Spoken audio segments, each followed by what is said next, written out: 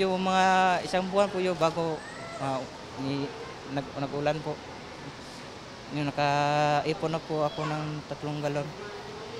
Yun na po ang iniinom ko, yung kinakain ko po yung ano, yung lumot po yun.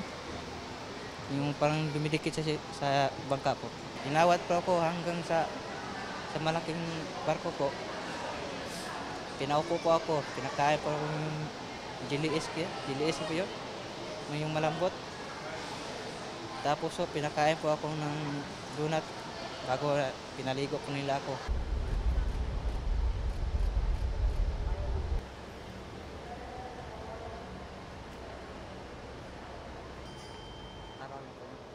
Ano yung ano suot mo noon? Jacket na. Ganun sa isda po, malaking isda. Sinabi ko sa tiyon ko, Panginoon, kayo na pong bahala sa tiyon ko. Kailangan po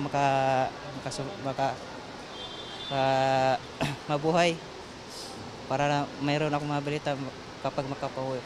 Isip ko na yung sinabi sa akin yan dito na kailangan matatag.